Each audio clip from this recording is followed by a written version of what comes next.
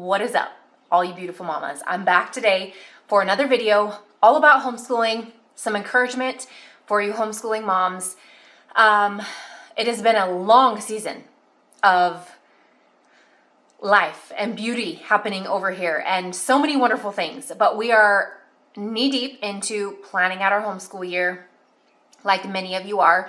I plan very differently probably than most of you, but today's video I want to talk about 5 things that I am not doing. I'm saying no. 5 things I am saying no to this homeschool year. This is for me. This isn't for my children.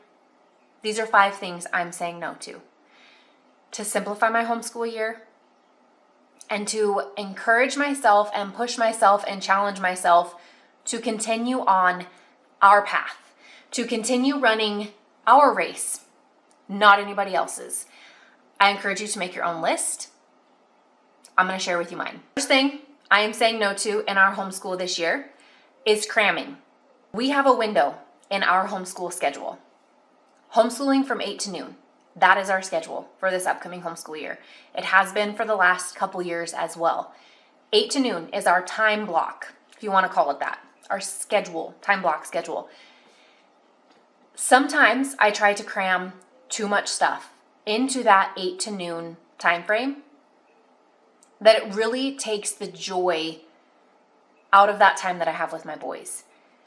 This year, I'm saying no to overcramming. I'm saying no to trying to do all the things in that 8 to noon time frame. That can include any household chores. That can include any work stuff. That can include anything that's going to take me from our home in that time frame. Life happens, things come up. I understand this so well after the last year that we've had, which, mind you, I have not updated you all. My son, our son, is healthy and well and perfect, and his heart is perfect, and his heart is strong. Miracle, absolute miracle upon miracle upon miracle over and over and over again. And I have not updated you guys on that. If you're on Instagram following us over there, then you already know that. But I apologize. I had taken quite a break from YouTube just because life, like I needed it. And it's been a wonderful, beautiful thing. But our son, our youngest, is perfectly healthy at this point in time. And his heart has 0 damage, 0 scarring. Praise God. All praise God. So with our schedules, I understand January for us, actually it was February 18th through mid-June. We were still homeschooling through that time. Should have been still homeschooling through that time. Our life looked totally different, some of which involved a hospital stay. There was not really any routine at all. There was no routine, there was no homeschool schedule, there was no homeschool structure. It was all out the window because life. Cramming too much stuff in that little time frame that we have just leads to me being completely discontent during that time. I'm too focused on too many things. I'm done cramming. I'm done cramming housework and all the things and extra schoolwork and all the subjects and co-op homework. I'm done cramming everything into our 8 to noon homeschool time. 8 to noon homeschool time should be exactly that. And that doesn't mean we cram in everything we can homeschool-wise into that schedule to where we're not really getting anything. We're just checking boxes. I am saying no to doing that this homeschool year. The second thing I'm saying no to, and I've done such a good job of so far, and I'm filming this in mid-July, so I can say it's going well. Actually, because most people are done purchasing curriculum by now. I am not. I have not even started. We have 2 things that have shown up that were curriculum. One of which was pre-algebra for my 7th grader from Denison. That just showed up the other day, and we did start already for him. The second thing that showed up is the Little Pilgrims. I actually have it right here, so I will show you. I purchased this set of the Little Pilgrims Big Journey books from Lithos Kids. This is something my friend Christina over at Rooted Home Life shared. I actually got the pleasure of meeting her in person at retreat, And I'm ready to go back. I'm ready to do it again. I'm ready to host another retreat and do that all over again, Lord willing. But I purchased these after she shared them. I had tried reading the Pilgrim's Journey, Pilgrim's Progress, and I just couldn't follow it. The way it was written, it was not for me. It was not something we enjoyed. So I bought these. It's a set of 3 chapter books, and they're like colored, and I don't know. I love them. I've already started reading this with my youngest. I thought he was going to be too old for it because he's 7th grade, and these are colored and kind of written obviously for like little kids. I'm sorry, that was a lie. I should not have believed that, because God's word never returns empty or void. Like, this is beautiful, and it doesn't matter the age. I'm enjoying it. I'm learning. I'm being challenged in my faith by reading this with my boys. So this is something we'll be continuing throughout the homeschool year. We're already on chapter 3, I think, but it's just a nice, fun little thing to read in the evening that I'm truly enjoying. So in the scope of overbuying, buying too many things and not getting to it, normally I purchase all of our curriculum at once. I just get everything I think we're going to need. Like I said, it's the 3rd week of July, and all I've gotten so far is math for one of my children and these books. I would say I'm doing, one more thing. I purchased the Prairie and Pine Ozarks unit. It's a literature study. We're going to pair it with where the red fern grows, and we're going to do that together. That is what I have purchased so far this year. The rest I'm still waiting. But overbuying is something that I've done in the past. I've shared that with you guys, buying all the things, buying things that people are sharing, and this is great, you should use it, blah, blah, blah. I'm done. I have been so solid on that for the last few years. I'm sick and tired of wasting my money on curriculum that we don't get to. Also, this is not a waste, but one thing I will do, because we're a unit study homeschool family, we are eclectic, we do unit studies, we do all the things. Because of that, sometimes I will purchase the unit studies all in advance, and then we'll work them throughout our homeschool year. Nope, I'm buying one at a time. I buy one unit study at a time. When we complete that unit study, we move on. So I am done overbuying. I will not be cramming this year, all the things. I will not be overbuying curriculum, overbuying things that people influence me to buy that we don't even end up using. I'm done. And the next thing, the 3rd thing that I am not doing, I am saying no to this homeschool year, free Fridays. And this one does not come without a cost. We'll just say that. We have been a Monday through Thursday homeschool family for as long as I can remember. Been doing this 14 years. Monday through Thursday. I am noticing now that my boys we just graduated one. I have a 10th grader now and a 7th grader. Sometimes we just have to do stuff on Fridays. Because we do co-op, that means we basically do homeschool subjects, like our home subjects, 3 days a week. That's not enough if they want to have a full summer. So I give them the option, do you want a full summer break? Or do you want to have free Fridays? Free Fridays, usually, if they're doing something on Friday, it would be math and then maybe co-op homework. We don't do family subjects on Fridays. We might do a Bible lesson or something simple, but we don't do family subjects on Fridays, so it's more independent stuff. They want a free summer. This last summer has not been free. We've continued math with both of my boys. My middle child has to do math 3 times a week, and then my youngest, we just started up math with him for pre-algebra because we lost so much of this year because of medical reasons. So we already started pre-algebra with him. But it's just life. Like, I'm not bothered by it. My kids, there are times where they're like, oh, it's supposed to be summer break because we have public school friends around us and neighbors that are public schooled that are home. That's okay. That's their life. We're going to have to do a lesson. It takes you maybe 30 minutes. You'll be okay. You'll be fine.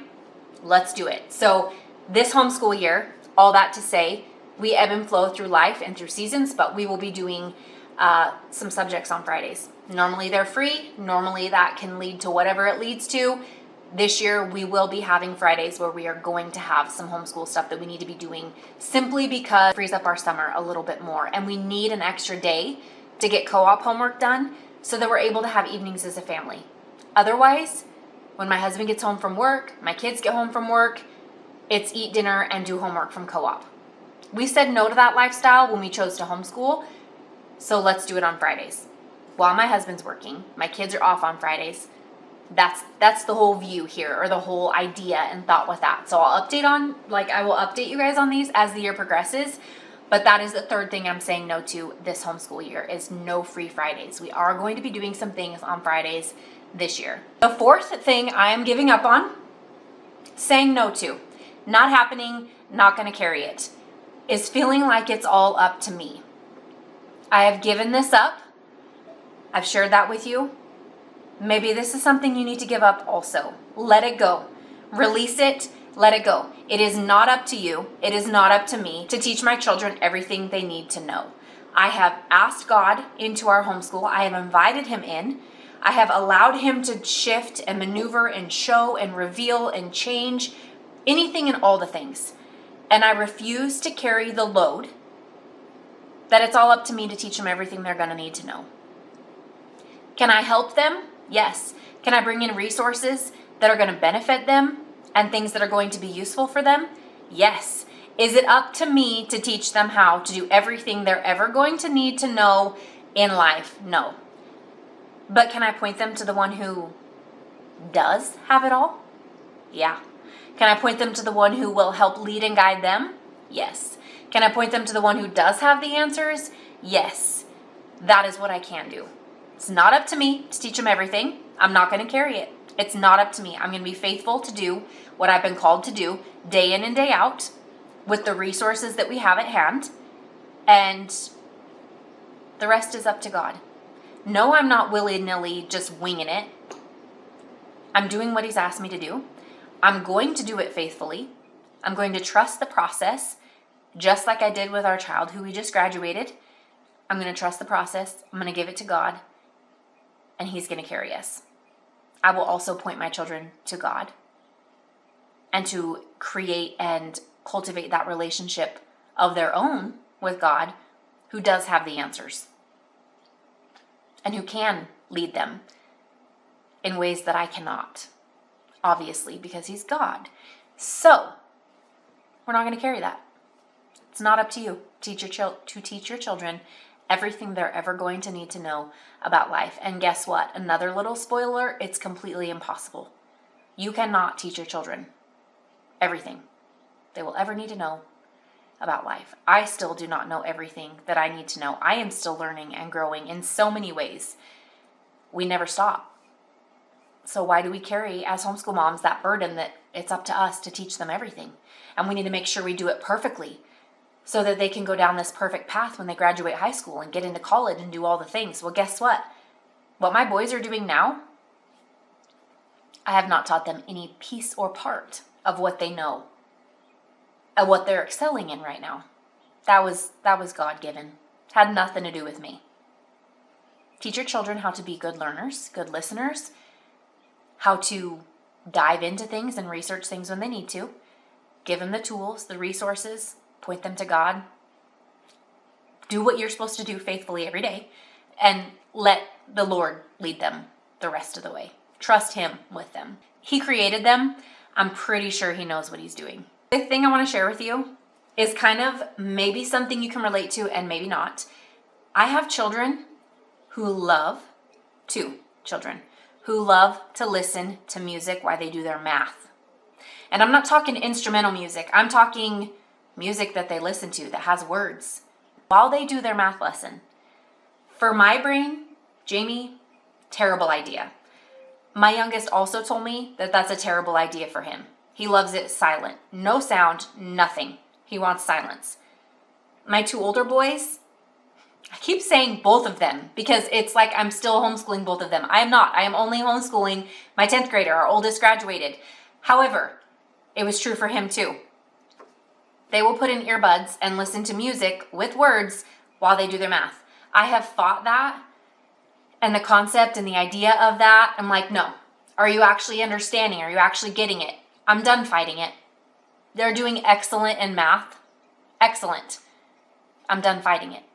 It's not that big of a deal. If you need earbuds and some music while you do your math lesson, Let me see your math when you're done. I'm going to go over the grade book. I'm going to check everything. If you're doing great and continue to do great, you can have music while you complete your math. It really is not that big of a deal, but it's not how my brain works. So I was discounting that.